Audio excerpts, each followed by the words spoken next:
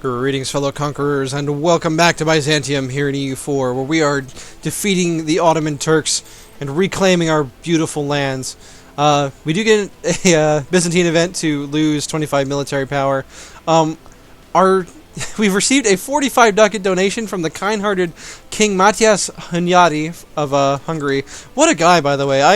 When I played as Hungary, I'm like, I want this guy to be king, not that Habsburg brat. Looks like the Ottomans sent a small force of ships to attack us. You know, their loss, I guess. We're going to get a massive amount of war score from this war. And our manpower isn't looking too shabby for it. And as a matter of fact, I think we'll be able to handle whatever rebels we get out of this war. We're having to fight off the Ottomans' rebels for them. We're going to reinforce this battle here. Ugh, taking that -2 sucks, but looks like the Ottomans did retreat, which is a triumph for us, naturally. We lost like 1,500 troops out of that, not too bad. Austrians going to be a little bit more, concerned about that. But after we win the siege of Ankara, I think we're going to be in a good position to make a peace deal. Our allies are all at high enthusiasm because we're, basically smashing the Ottomans. Basilius Alexios VI is now a charismatic negotiator who gives us diplomatic reputation +1. He may be a peasant wearing king's robes, but he is a charismatic one, even though he's infertile. But he's also kind-hearted and he's charismatic.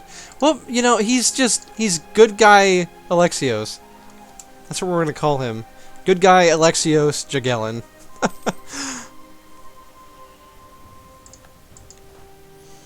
Let's see, I do believe the Austrians already have a cannon. We'll take the unrest. I don't like losing prestige from that particular event where you choose between the unrest and losing prestige, just because the local unrest goes away a lot faster. Whereas 10 prestige can actually be pretty difficult to get, depending on the circumstances. Let's see, the Austrians look like they're going to reinforce on this battle, and so we're going to naturally join the fray. The Ottomans, of course, retreated in time, and we're hopefully going to win this siege. Speaking of which, we need to change our general out. Get the, the useful one. I hate to say it, but, fire is just not useful in this point of the game. So, I think we're going to go ahead and pick up the core creation cost reduction from administrative. Just right off the bat, get that squared away. So that when we end this war, we're already making, like, massive savings of points. What? Austria's breaking his siege.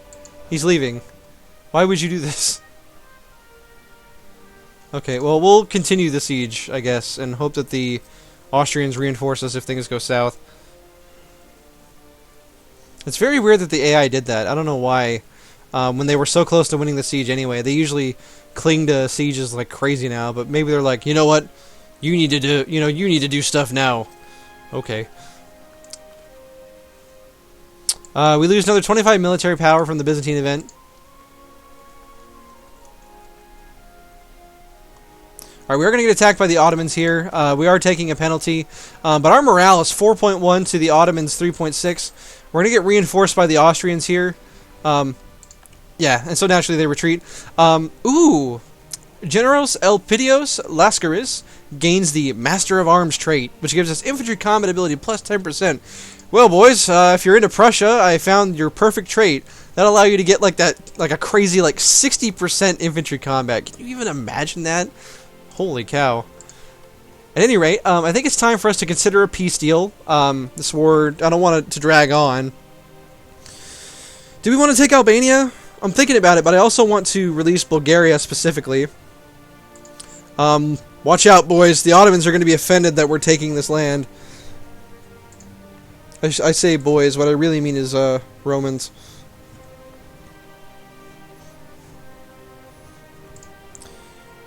Now, we don't exactly have enough to core this at the moment, but if we take too much, we're gonna garner a small coalition against us. But that's okay. I think this is a pretty adequate peace deal, as is. And we'll go ahead and take war reps from them, as many ducats as they'd be willing to part with. Which is quite a few, considering their economic situation after we've crushed them for the last time. Well, we'll be back, of course, but at any rate, I think this is what we're going to take from them. You know, we're getting our last core back. We're getting 2 more Bulgarian provinces, and more importantly, we'll be bordering some new people. So yeah, let's go ahead and peace out. 75 war score seems completely reasonable. Our allies approve. And now we've got some more ducats to work with as well. We also get the inspiring victory modifier, so we get 10% manpower recovery speed for 10 years, which is pretty great, as well as more yearly prestige. Regrettably, we have lost the conquest modifier. Let's see, we could get the mission to protect our brethren in Vidin, which is this province here in Hungary. What would we get out of this? We'd get that province would get a monthly autonomy change down, which would be nice, I guess.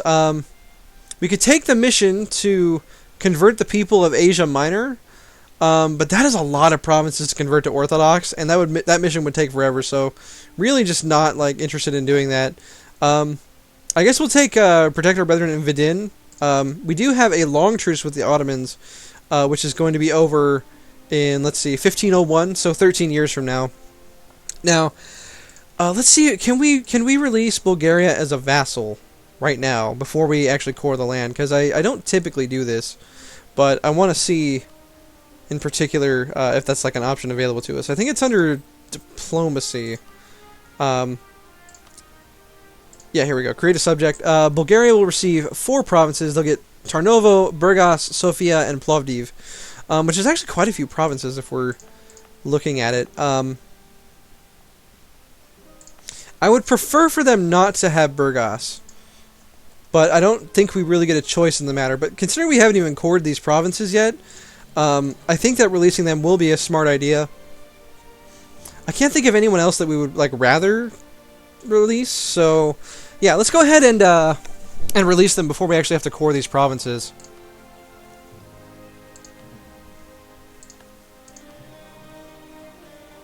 Yep, there they are. They are our vassal. Their liberty desire is only 16%, which is great. They get their own dynasty, which is very nice.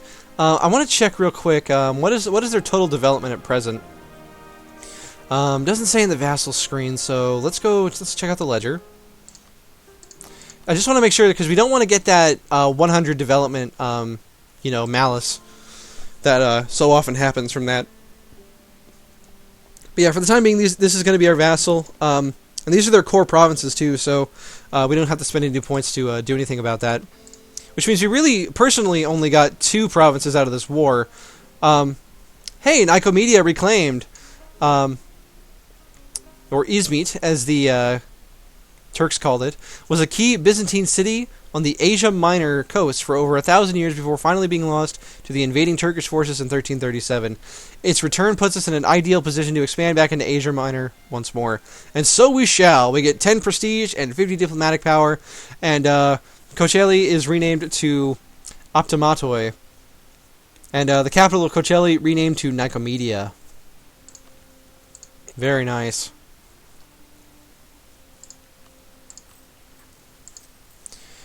Now, let's see. I believe we are spending a bit of money on reinforcement after that battle, which is fine.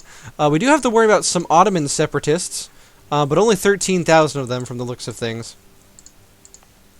So, not really that many to worry about, especially since we don't have to deal with the the Bulgarian rebels that we had to think about before. Now, one thing that may be problematic is if Bulgaria doesn't fabricate any claims, which, since I don't have the Cossacks, actually it might have been in Mare Nostrum, where they added this in. Lithuania is requesting that you come to their aid in the Muscovite conquest of Mogilev. They're allied with Ryazan and Tver. Lithuania's ally in this is Poland. I think Muscovy's going to beat them, if we're being honest.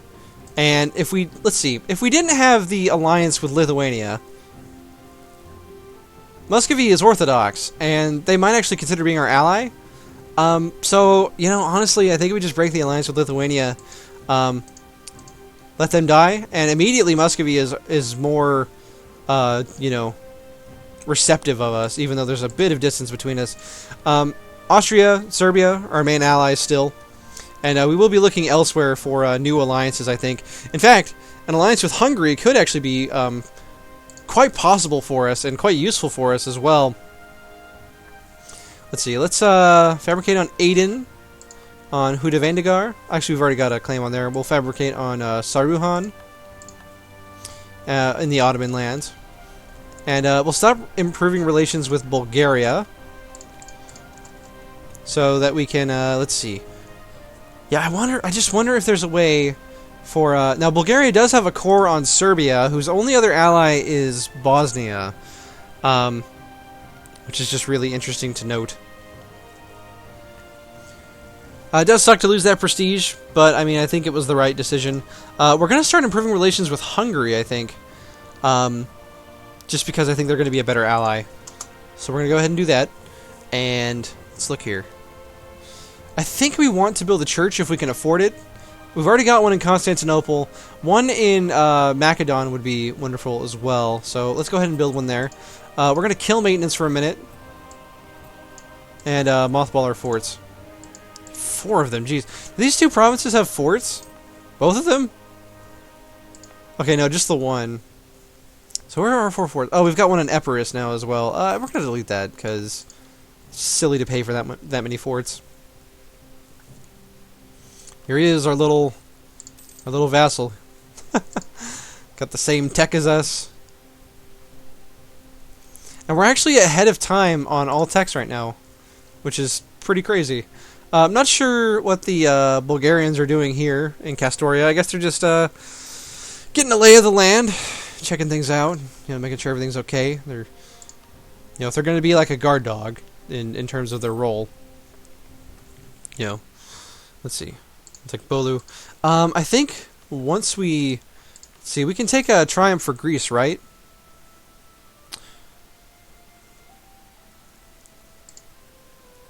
Oh no, I think we have to own Corfu as well. We will gain 50 military power, and you know what? I've seen this been done recently. Ooh, this looks nasty. So, what's Hungary in a war? He's defender against Bohemia in the Bohemian Teutonic Punitive War. Holy moly! Well, it looks like the Teutons are getting crushed. As is Lithuania. Wow, the Muscovites are doing really well now that Poland is not a lucky nation. Kind of crazy to think about. See, we could lose stability and lose 1 inflation, or gain 3. I guess we'll lose inflation. I hate paying for it that way, but it's better than like ruining our economy, I think, because we were already at 5%, and even though we have the Master of Mint right now, you know, that would have been really painful to deal with. Let's see, if he's alive for 8 more years, we'll get like 0.8 more inflation reduction, which is pretty good. Let's see, Kandar or Shandar, however, people always tell me to pronounce it differently than Kandar, so I want you to know that I'm acknowledging that. I just still don't get it from the way you guys have described it in the past. From what I understand, it's like Shandar or something, or you know, like a DZ sound almost. But anyway, they fabricated a claim on us. The Shadow Kingdom has happened, which means that Genoa is no longer protected by the Emperor, which is really interesting to think about. It looks like Crimea has been fully occupied by the Ottoman peasants. Oh no! Oh, these are. Oh, he annexed Crimea. Check it out. Huh. Go figure. Ottoman separatists are going to rise up. I'm pretty angry from the looks of things. But we're in a really good position, I think. You know, combined with our vassal, we've got something like 200 development, which is just really good. I wish, you know, sometimes I wish I had the DLC just so I could, you know, tell my subjects like, hey, you should, you know, fabricate claims and stuff. Looks like we do have some options here. Maybe they just changed the screen and I wasn't aware of it, but let's see. Looks like we can pay off their debt, which is nice. We could enable scutage, but I don't know. Like, their army could get fairly big depending on how things go, just because they've got like 50 development or so, which is a not insignificant amount. We are making surprisingly 0.58 ducats per month from them, which is pretty good for like a vassal of their size. It, oddly enough, might be more than what we would make if we actually own those provinces. Now, we have kind of an excess of Diplo points, and rather than spending it on, getting Diplo tech early, I think I'm going to use it to develop Athens a little bit. We'll put like 3 points in. Raise our development a little bit more. Raise our income a little bit more. I think it raised our force limit as well because we hit that 10 threshold, which is pretty nice. We could hire more units, it's true, but again, I think our army is adequately sized for the time being. But that being said, I think this was a great episode. We did really well with the war, got a vassal to work with as well in the Balkans until we decide to annex them. And anyway, I think that's going to be it for this episode. Thank you for joining me, my fellow Romans, and I'll see you guys on the next one. Also, we get 50 Diplo power. See ya.